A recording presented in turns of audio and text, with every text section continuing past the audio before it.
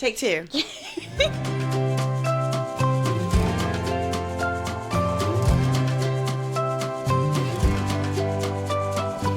Welcome to the While You Grow podcast with Dr. Courtney Addison and me, Addison Powell, where we will dive into all things pediatrics, occupational therapy, and other important topics around children and development. So, if you are a parent, occupational therapist, student, or just want to learn more about occupational therapy and pediatrics in general, then keep listening. For more information on the podcast and to follow us on social media, take a look in the show notes. Let's get started. All right, welcome to the While You Grow podcast. We have a special one today. It's the last one. The last one for you. Yes, last one for me. As you can see, already taking my name off the poster. It's gone. Ready for the next person to take over. Has completed her capstone, and she is going on to different horizons. Bigger things. Just bigger things. It's actually not really goodbye because she doesn't realize that she's going to be coming back to be a guest speaker. Yes. Probably. More often than not. Let's talk about I would be surprised. But to put this in perspective, I'm actually presenting my capstone tomorrow. And that's why we're recording our last one as I'm presenting tomorrow. So just reminder, this is our new co-host that'll be joining. Yes. She received thousands of likes and listens on hers. Yes. So we thought it was a perfect fit into our next podcast. Yep. Dr. Boone, again, she's an expert in all things pediatrics and perfect fit for this podcast, right? Oh, yes. I'm excited. I'm excited to listen to y'all two talk about everything. We gotta make sure it's like PG though. That's gonna be our family challenge. You've been in the field for a while, so you have a lot to say. A while? Is that I have been in the field for a while. A while. Longer than me. Yeah. That's what I mean by that. Mm-hmm. Yes. So what have you feel like you've accomplished, Addison, in this? How many episodes have we done now? And this is episode 20. Wow. Yeah. Oh my God. 20? Yes. That was another reason to finish it out. That's an accomplishment. Episode 20. That's a huge accomplishment. Yeah. 14 are in my research for my capstone, but 20 in total were done. Wow. Congratulations. Thank you. That is a lot of time we've spent together. Yes, we have spent a lot of time together. It's been great though. Lots of hours editing and Instagramming and social media. But it's great. It's great. And I'm just glad you were able to do this. This was able to be a great start for this program. We have some students interested in continuing. Mm-hmm. Yeah, I'm really excited. It's going to be hard to take your place, though. It's going to be hard for you to, for the next person to come in and be the next Addison Powell. You probably said the same thing about Emily, and she's the one that started all this, so big shout out to her always. Emily Waller. She's out there being a great mom and great OT, and, she just, don't forget about us, Emily. No, she's great. She's great. So you want to talk today about something you're passionate about. Yeah. I think that's a perfect thing for our episode today. Yes. I don't know a lot about it because I haven't worked in the schools. However, something that's been near and dear to my heart for a while now, y'all know why, is IEPs and OT in the school system for kids. Because I have a nephew who we've learned he was not getting what he really truly needed and deserved. Mm-hmm. And Dr. Boone and Travis and so many other people have put so much time and energy into helping my nephew as well as his parents to just show them, you have the power. And that's what I think a lot of parents don't realize is how much power they actually have in those situations. Mm-hmm. Rightfully so. Yeah. Dr. Boone, explain what is the IEP? I think this is whenever parents come up to this situation or, clients or this different things, they're so intimidated by it. Right. Because there's so many litigation, there's so much, different things. What is the IEP? Well, the IEP is an Individualized Education Program. It is essentially a federal document where the team comes together, and we're considering the educational team. So we're looking at your principals and your assistant principals, general education teachers, special education teachers, any type of related service, which is what OT falls under, which would be occupational therapy, physical therapy, but also nursing services, transportation, what else? Oh, and we have speech therapy, it all falls under this umbrella of special education. And so when we're looking at an IEP, this is an individualized document for our children who qualify for special education services that really outlines the plan of care for them while they're in school receiving special ed. And it details it down to the precise minutes of the services that they need, the goals that they want to accomplish along the way, both long-term and short-term, and depending on what state you work in, it'll be a goal and an objective, and mile markers essentially to what they'd like them to accomplish. And the IEP is really set there so that the student can access their overall academics in a supportive environment that fits their needs. So when we're developing an IEP, it is a team approach. Our parents are on the team, our school administration is on the team, those related services are on the team. And working together as a team, we create a plan that this child could be successful to access their education. Thank you. Was that comprehensive enough? I think that. I think so. I mean, it's a hefty document and a hefty process, and that's what I know my future brother-in-law has learned, and it's because you just don't know, and sometimes that education isn't given to parents of like what this is and what it's supposed to do, as well as their rights. Right. I think along the way, as a parent that has had a child that has had an active IEP for the a part of their school career, and as someone who's participated in plenty of IEPs. How many IEPs you feel like you've participated in? I'm pushing well over, hundreds. I don't even know at this point. Looking at what I had every year for every single time that I was in. But I also sat on the advocacy side as well.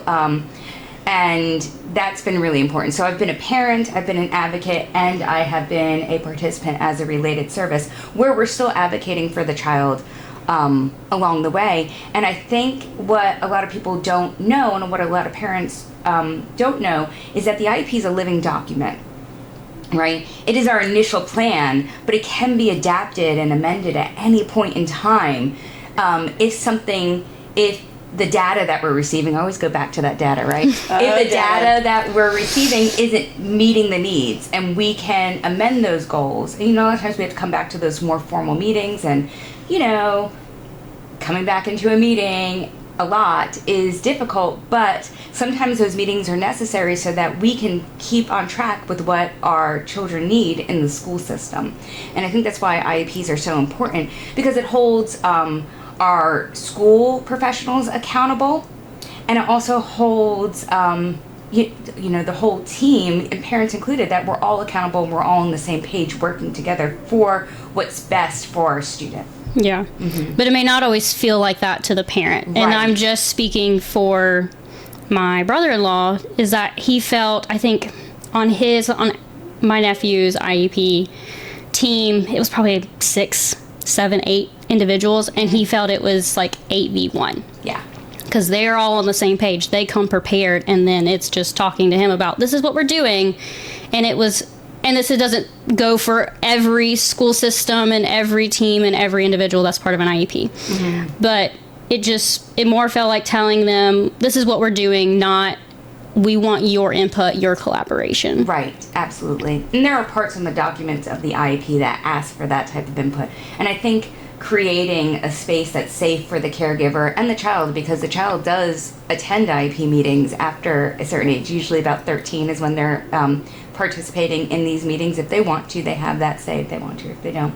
But creating that supportive environment for the parent, but also having and cultivating those relationships with the parent too. And I think that makes the difference all around, the relationship, not only as a provider you have with the child, but also with the caregiver, so that we're not feeling like it's going to be a battle when we're going in there. Because a lot of times, I know this plenty of times as being a parent as well, going into these meetings with your guard up, because you don't know what's going to come and what's going to happen, and really having to stand firmly in keeping all of the members of the team accountable for what the IEP is. And I've always thought of it as an approach, because it can be really overwhelming, because we're running in, and probably coming from another school, and I'm running into a meeting, and I'm sitting down and I'm taking my computer out, and I'm probably working on another document, and then there might be other members of the team in there, and then the parent comes in,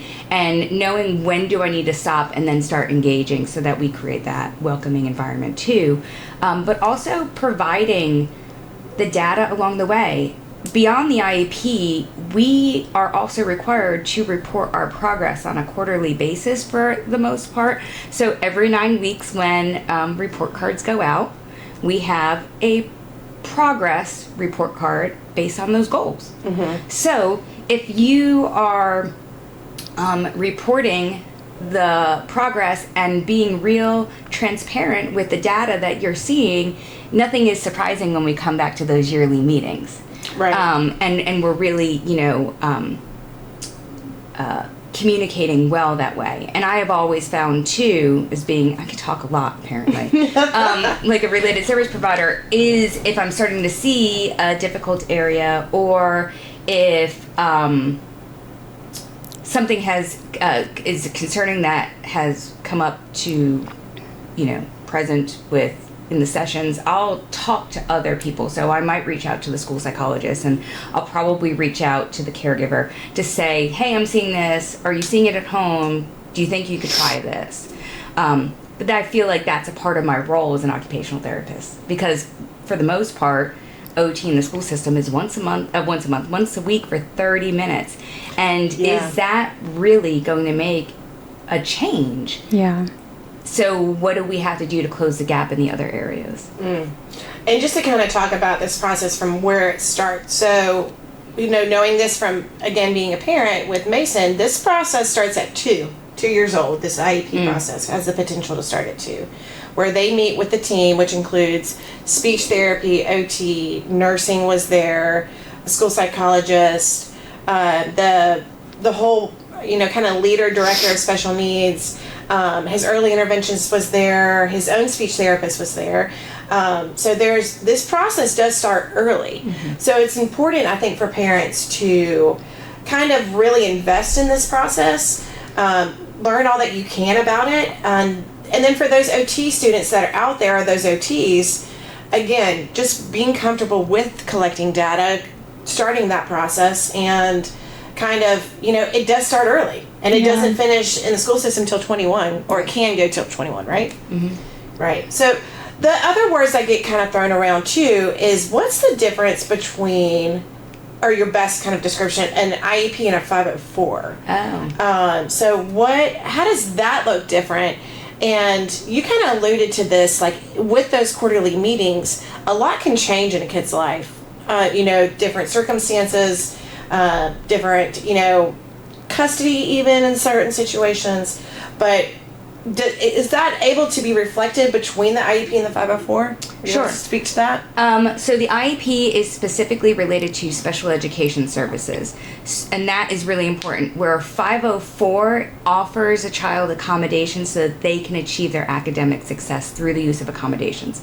Now, in an IEP, the part of the plan would be different types of accommodations would be within that, but also possibly any type of modification of the curriculum would be in there as well. But when we're looking at those IEP services, we're really looking at the services that are needed so the child can access their best special education services.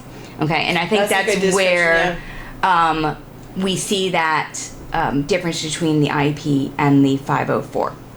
So the 504 could be a student that has a medical diagnosis that is impacting their ability to access their environment, but those needs can be easily resolved with accommodations. And when we're looking at accommodations, it's just simple things that could be incorporated into the general education classroom, such as extended time on tests and assignments. It is preferential seating.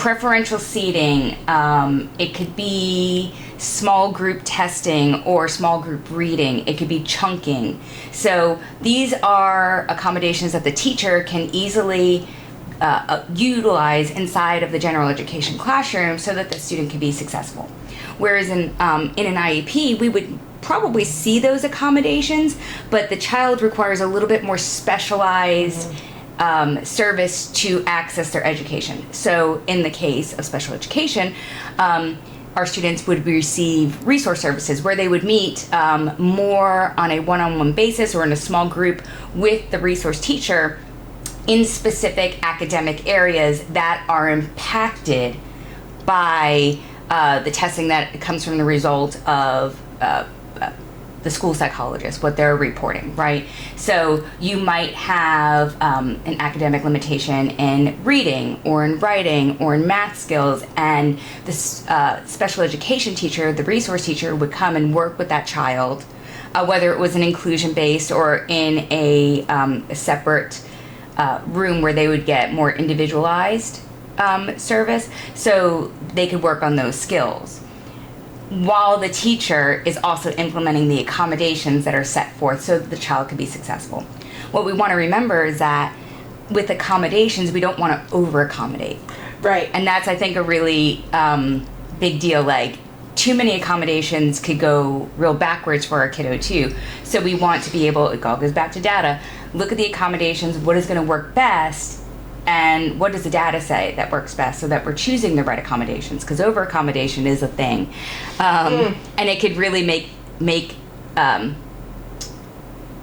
things sticky.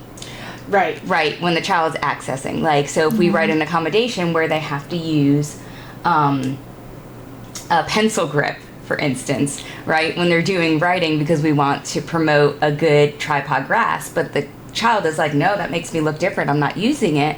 But if it's in the IEP, then we have to document on that. So we want to make sure that we're not doing accommodations or writing accommodations that wouldn't be successful for the child inside of the classroom. That's really important. Is that helpful with the 5 Oh, yeah. I think that is good. Definitely. Something else, from your experience that you talked about, talk about I think a lot of parents don't know that there's advocates out there. What is an advocate? And you can kind of talk about your experience and how do you access them, and maybe talking about like pricing and some of those things. Yeah, you read my mind. That was my next thing I wanted to, because I didn't even know, and I think a lot of people don't know, I didn't know you could get an advocate for this kind of thing. You showed up and you did your best. Why would you need an advocate? Why would a parent need an advocate? When maybe they just need a little help understanding what's going on, and in a bigger part of it, realizing that things are being done that are not supposed to be being done. And I need someone who knows the law, who knows the IEP well, like through and through. And we've had some great ones, including Dr. Boone. And you've talked about, you have acted kind of as an advocate in this situation, but also in other situations. Can you talk about a little more in depth about an advocate and the importance of a parent knowing when they need one? Absolutely. So I think before we even start an advocacy, we need to know about IDEA. Yes. Right? Because we're all talking about laws, and that's when we're really pulling in advocates, right? So it all starts with IDEA, and understanding what is required through special education and Section 504 of the Rehabilitation Act, and understanding those concepts first. And a lot of parents and caregivers don't know about IDEA or Section 504 to even access. So we kind of look at that process there and educating of what special education actually looks like and what is the child's educational rights, which stems from IDEA, and being able to give all students with disabilities or documented disabilities their right to education. And that's where it really, stems from. It was updated in 2004.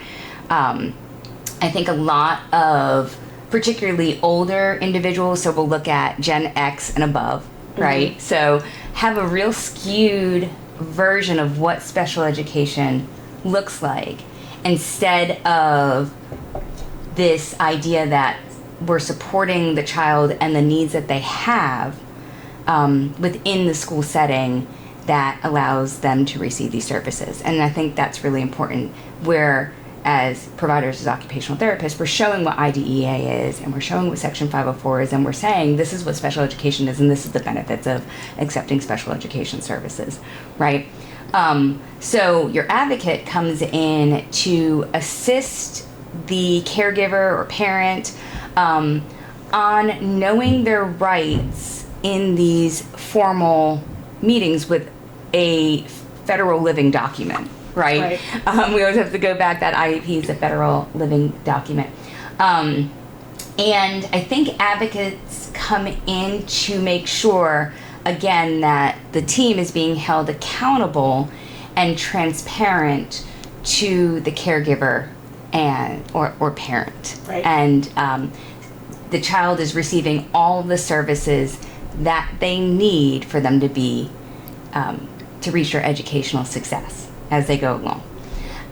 So in some cases, as being an advocate not only for my own child, but also for your nephew, what I really saw was just reviewing the IEP and the documentation process and having questions and reaching out to see how those questions could be answered. That's where the advocate comes in, because we understand special education and IDEA and the laws that go around that, and being able to ask the questions to get further detail on what is actually occurring to provide clarity and transparency. And the advocate, like I said earlier, is really there to hold the team accountable for the data that's being presented, so that we are supporting our student. And that's what it always comes back to. I think advocates offer an additional voice. So for parents or caregivers who, one, don't know special education, they could provide that information on the particular topics, even without going into meetings. Right. Right, because that's an advocate occurs outside of meetings too.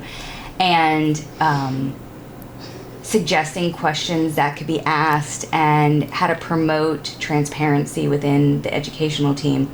And then advocates can also be within meetings as well, just to act as also a buffer to, again, fill in the gaps and look for transparency during these more formal services. And I think, particularly I look at my own household when we were doing it, and I came in as an advocate, but I also brought in another special education provider who would also speak for me if she needed to. And that was really successful when we were also looking for services. And I know that we've spoke about your kiddo and acting along those ways, and I've worked a lot with Addison and her family too, not in person, but being there. And then when you're not seeing that communication, where do we need to go from there? And I think that's where we lucked out of having such a connection to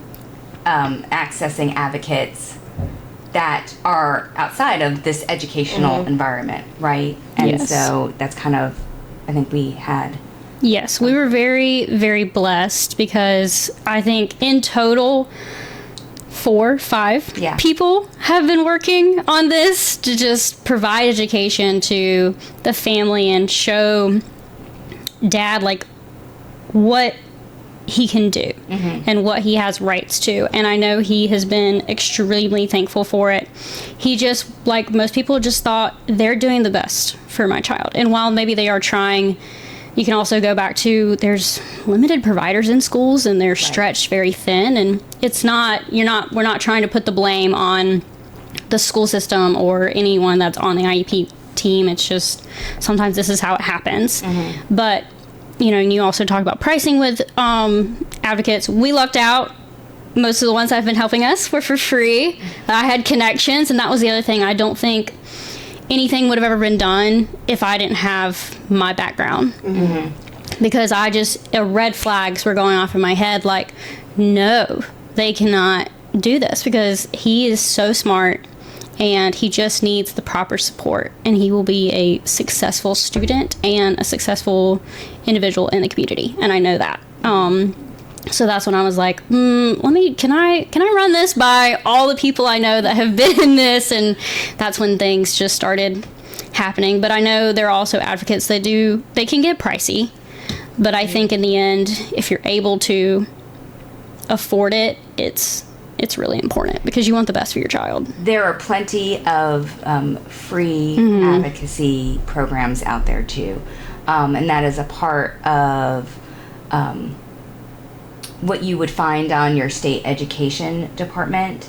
They offer those, and through procedural safeguards as well, showing you the rights that you have as a parent, and all of those are accessible, one at the state level, but two every time that you walk into a meeting as well, to show different programs that you can access to support your child, whether it's family connections or other types of advocacy groups that are available that are at no cost. So there are options for our parents and caregivers. Right. And I think for any OT students out there looking for like maybe something different or even capstone ideas, this is a great field to kind of become familiar with. You know, whether you're an outpatient OT or inpatient, just, you know, being familiar with this language, being familiar with what is being said, what the student needs is really vital for any pediatric OT, I think. Because, you know, they all go to school. So knowing that part of their occupation is important as well.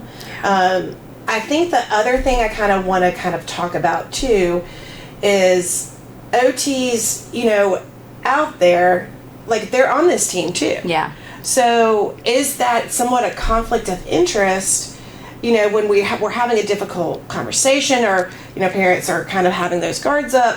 What can we do as OTs within this team to really, you know, bring that connection together?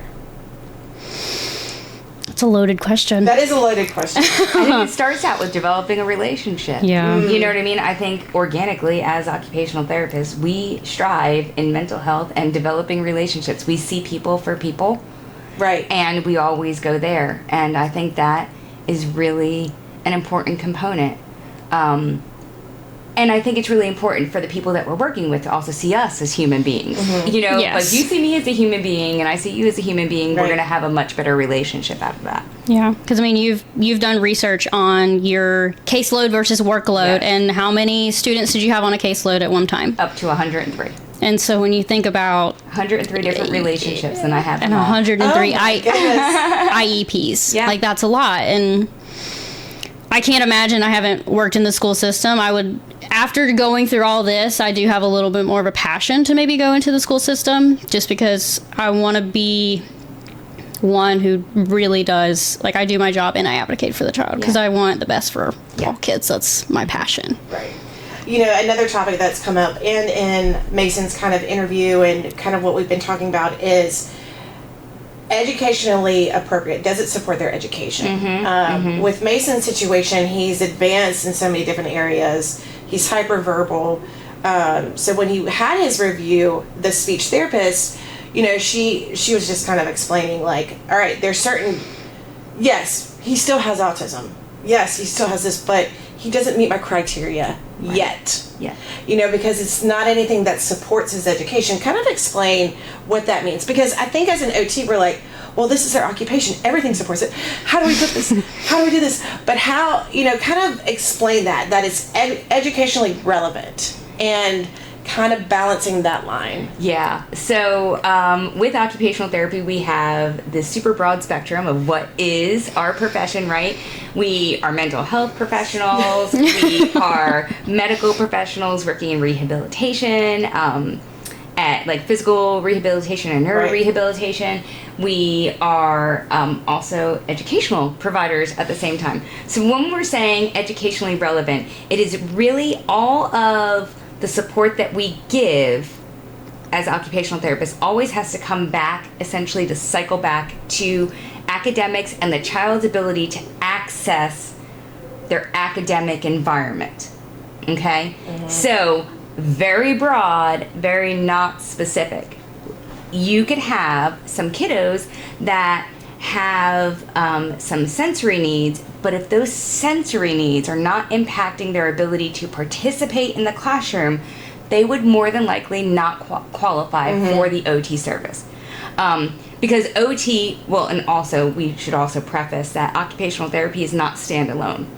You cannot receive OT services or physical therapy, services inside of a school system without special education. You have to have that. You have to qualify for special education services first, and then occupational therapy and physical therapy are the related service, but that we're not standalone. So we always have to know that too.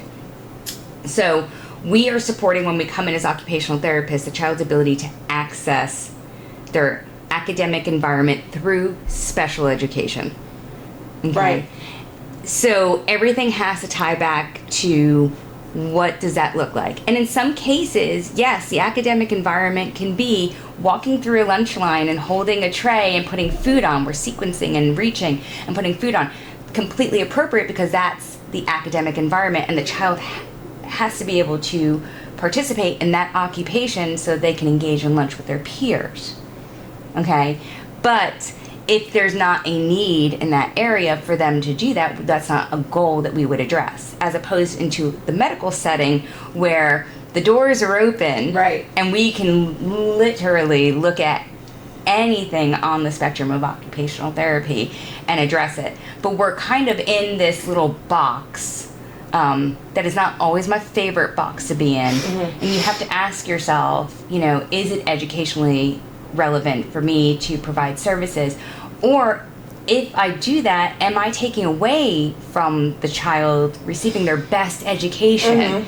Because the way that OT looks like in schools is we're doing pull-out direct services, so that means you're missing material.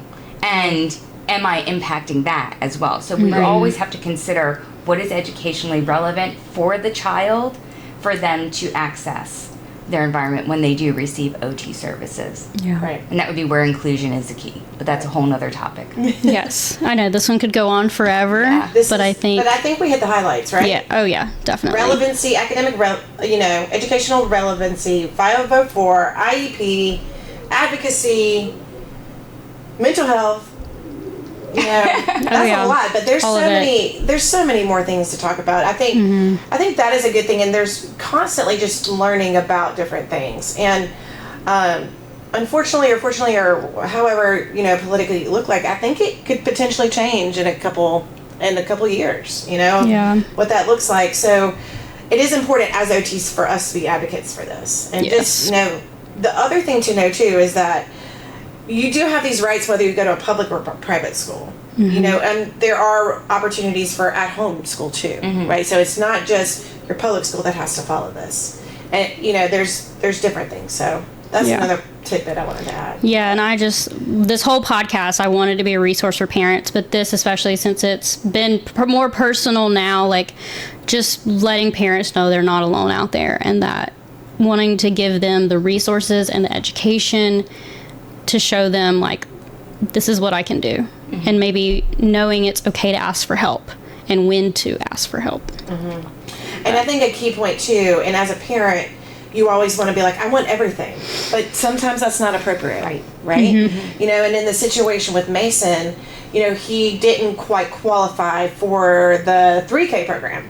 But putting him into the 3K classroom that is provided for them, I don't know would be the best, because they're at completely different levels. So figuring things out that, as a parent, yes, you do want everything for your kid.